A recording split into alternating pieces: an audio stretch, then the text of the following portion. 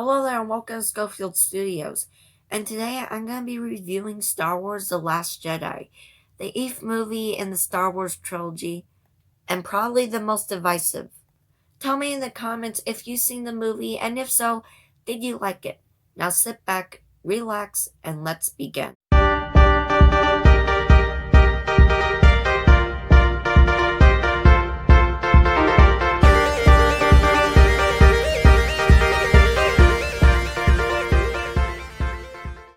And before I start with this review, I thought I should note that some people really love this film. They call it a masterpiece, one of the best Star Wars films of all time. And then there's this other group of people who hate this film. They call it one of the worst Star Wars movies of all time. And if you like this movie, you hate Star Wars. So this is a pretty divisive film. So as I go into this, don't take my review too seriously. What I'm trying to do is tell you if this movie is worth watching, if you should check it out, what you should expect before you watch this movie. That's what I'm trying to do. So just tell me what you thought of the film in the comments. And to start off with the good, Ryan Gosling does a very good job. He just has a great eye with visuals. It's probably the best looking Star Wars movie and probably the most well directed of any of the Star Wars movie. The action is great. Just every scene in general just has great cinematography, screenplay. It's just a very good director for a movie like this. And one of the other great things about this film is that it probably has the best acting of any Star Wars movie. The original trilogy, not great acting. The prequel trilogy, once again, is very terrible. One of the worst things about the prequel trilogy is the acting. But for The Force Awakens, as I said, the acting, it's just a huge improvement. There's a lot of great acting. But here, this is probably the best acting of any of the movies in the Star Wars franchise. And Mark Hamill is probably at his best playing Luke. He wasn't that good in the original trilogy with his acting, although he is a good actor. It's just that George Lucas, once again, just doesn't bring out great acting from his actors. But here, you can see the conflict, the drama. He does a very good job with everything he's supposed to do. And in general, just does a very good job with the character. The acting is great with him, and you can just see the emotion in his eyes, and probably just the best of acting we ever seen him in. And once again, it does have very good special effects. Probably the best thing about the sequel trilogy is that it has very good special effects, and here is no exception. I thought they did a very good job.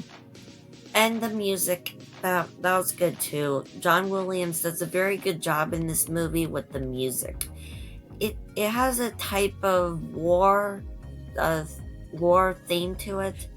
And it's supposed to have a sense of victory at times, and other times it's supposed to have a type of suspense to it. So rather it has suspense to it, or it just has this victory to it.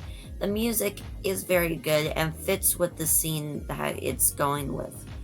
And that was it for the good, as it's the most well directed, well acted, and probably one of the most well made Star Wars movie. But there is a few problems that kind of holds it back. So let's start off with the bad, and probably the first flaw to talk about is that it's kind of writing itself into a corner. Rey doesn't really get that much stuff to do.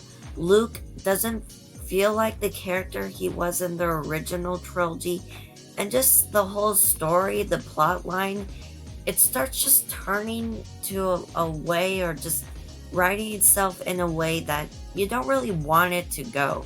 So it goes into interesting directions, but not directions that really fits into Star Wars. And then the casino plotline felt a little bit preachy and added in. A lot of stuff in this movie just feels a little bit preachy and added in. It just doesn't really go straightforward with its story. It just keeps going to directions you don't want to go. Some of the characters don't really feel like themselves. And then it just has these storylines that are just preachy and just doesn't go anywhere. Also, some of the new characters are kind of annoying. For instance, Rose, she's not that interesting or likable.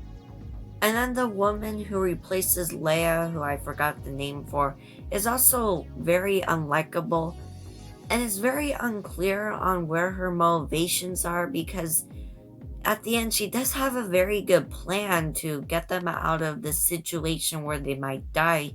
She saves a lot of people, but in the same way she doesn't tell them about their plan.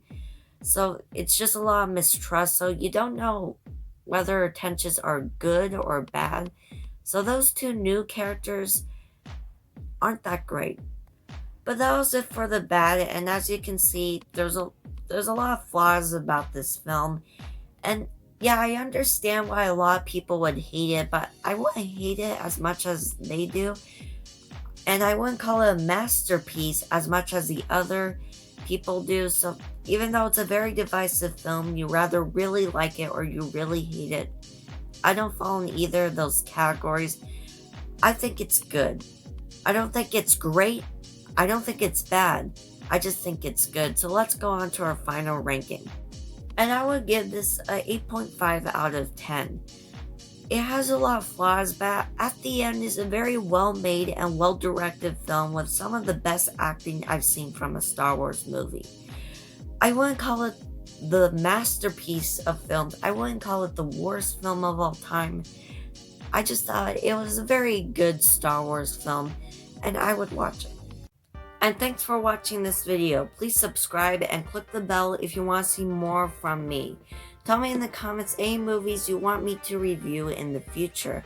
Also tell me in the comments if you've seen this movie, and if so, did you like it? This has been Schofield Studios, where you're the audience, and you cut.